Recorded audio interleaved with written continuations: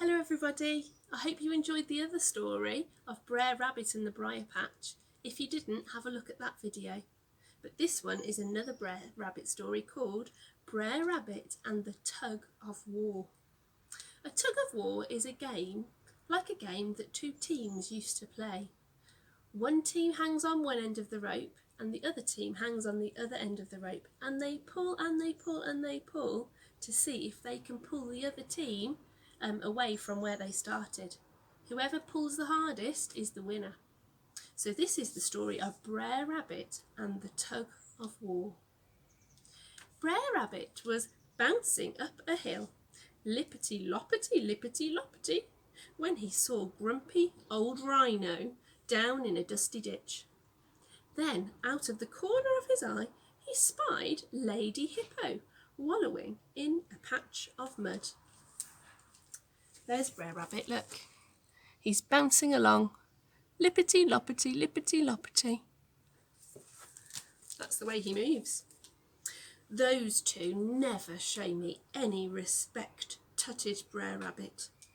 Showing respect means when you're really kind to somebody and you know that they're important. But those two didn't show any respect. Wouldn't it be fun, he thought, his whiskers twitching, to play a trick on them? And there, dangling from a branch above him, was just the thing to help, a twisty old vine. A vine is a little bit like a plant that has grown up a tree.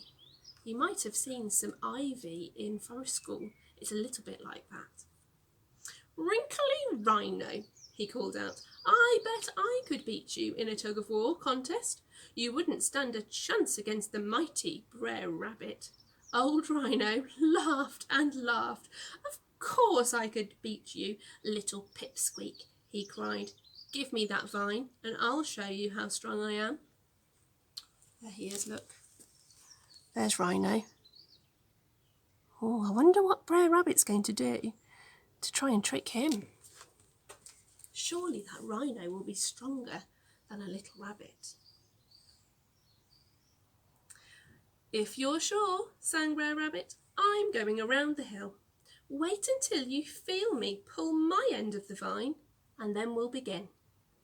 Brer Rabbit bobbed off to Lady Hippo. Do you do anything but lie around in mud all day? I bet I could beat you in a tug-of-war contest. Lady Hippo spluttered in the mud. How dare you talk to me like that, you good-for-nothing ball of fluff? Give me that vine and I'll show you how strong I am. Brer Rabbit handed it over and bounded back the way he'd come. Wait there, he called. When I pull my end, we'll begin. So now Brer Rabbit has given one end to the Rhino and one end to the Hippo.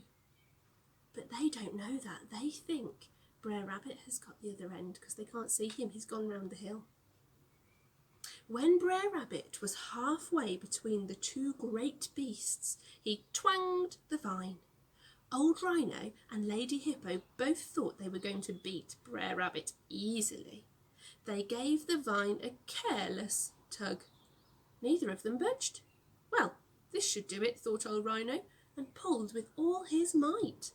Whoa! Cried Lady Hippo as she was dragged through the mud. Heave-ho! She hollered, straining back with a tremendous tug. This picture shows it really well. We've got old Rhino here, and we've got Lady Hippo here, and Brer Rabbit is in the middle. But they can't see each other because they're round the hill. So they're both pulling really hard. Brer Rabbit is just having a bit of a relax there with his little friend the bird who's watching.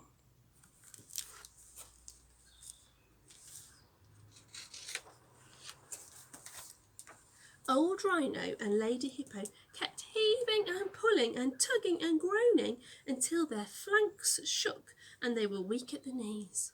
They'd used up lots of energy. Sitting on the hill, watching them both, Brer Rabbit chuckled with delight. Then he gnawed through the vine and snapped it in two. So he nibbled through the middle of the vine that they were using as a rope, and it broke. Splash! Lady Hippo flew back into the mud. Splat!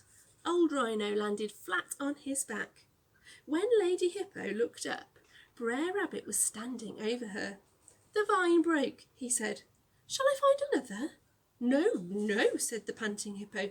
"You're stronger than me. How can that be?" "I told you," chanted Brer Rabbit, and skipped off to old Rhino. Look, there's Hippo.